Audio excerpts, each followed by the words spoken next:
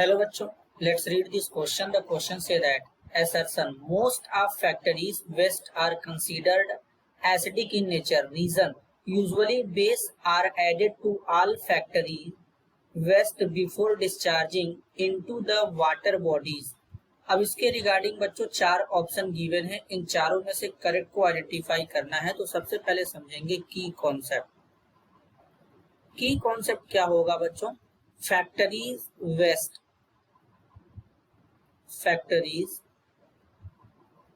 Waste.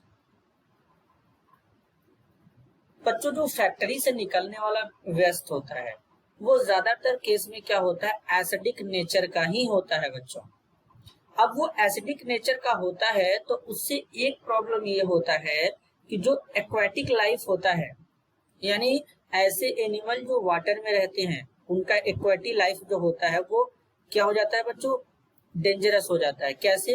अगर ये जो फैक्ट्री से निकलने वाला एसिडिक वेस्ट होता है, जब ये किसी लेक या रिवर के वाटर के साथ मिलता है बच्चों, तो उस केस में क्या करता है, उस पानी के पीएच को चेंज कर देता है। अब हो सकता है कि पीएच एसिडिक नेचर में हो जाए, उस वाटर का पीएच डिक्रीज कर जाए तो उसके अंदर एसिडिक नेचर आ जाएगा।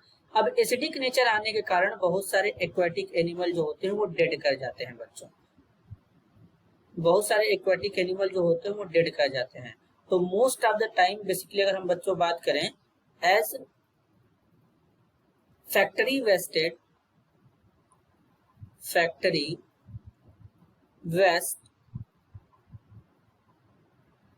Are generally acidic in nature. ये जनरली बच्चों जो होते हैं एसिडिक नेचर के ही होते हैं, acidic in nature. They cause harm to aquatic life, harm to aquatic life. तो यहां पर बच्चों जो असर्शन बोला गया, most of factories waste are considered acidic in nature, तो ये असर्शन यहाँ पर करेक्ट है बच्चों। अब अगर हम रीजन की बात करें बच्चों, तो इस केस में हमको न्यूट्रलाइजेशन करना पड़ता है बच्चों।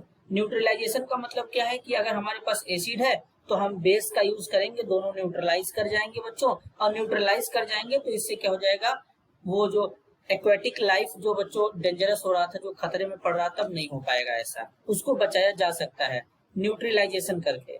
तो कंप्लीट न्यूट्रलाइजेशन कैसे होगा जो फैक्ट्री से वेस्ट निकलता है बच्चों? Complete neutralization, neutralization of factory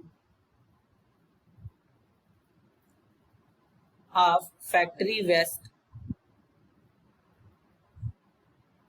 by a suitable base, suitable base, एक सुटेबल बेस का यूज कर लेंगे बच्चों। Is important, is important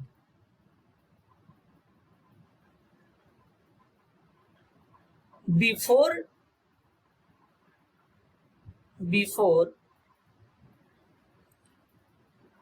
disposing of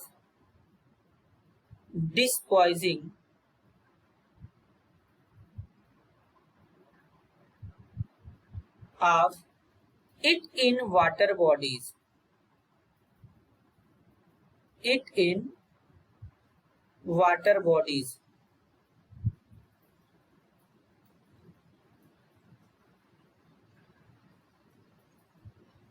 कहने का मतलब है बच्चों कि हम लोग कंप्लीट न्यूट्रलाइजेशन कराएंगे एक सुटेबल बेस के साथ में।